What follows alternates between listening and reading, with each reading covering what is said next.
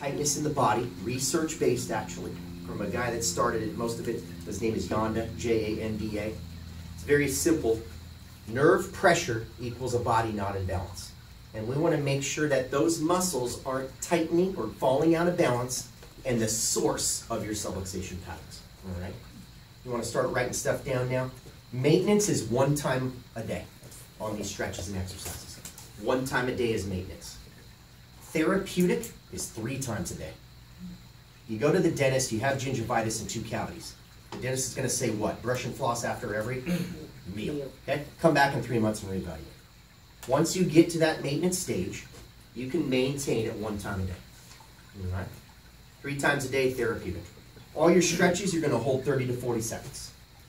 Never under, always more. All right? 30 to 40 seconds. Research. It takes 8 to 18 seconds for a muscle even to accept a stretch. All right? So we want to push for that 30 to 40 seconds so you're getting that true stretch. As you start to stretch more, your body will accept that and it will start to relax sooner, that 8-second one. As you start to hold 40 seconds, you become more body aware. You might even feel multiple relaxation points to reset that muscle.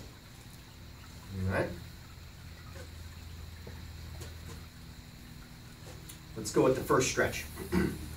Hamstring. Hamstring is the back of the leg. All right? Sits back and through here. It attaches to the pelvis. Right in through here. And to the tibia down and through here. Actually wraps around the front of the knee and allows or helps our leg, our knee bend. When this gets tight or out of balance, it pulls on the pelvis, locks down the pelvis, makes our low back overwork. So it subluxates our SI joint and affects our low back and eventually is the cause of subluxation of the low back as well.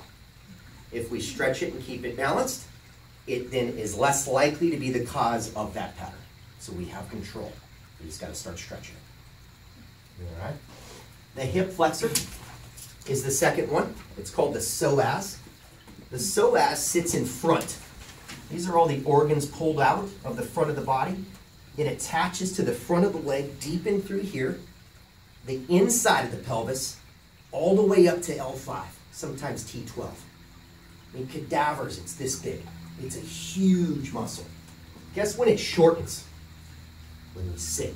Same with the hamstring. So when we sit, that baby shortens. We get up to move around. If this is short, where's my body going to be pulled? Down. Pull to the right, pull to the left, pull to the front. It's going to pull on the front of the lumbar spine. It's going to pull on the inside of this fossa and again subluxate and cause that neuritis in that region.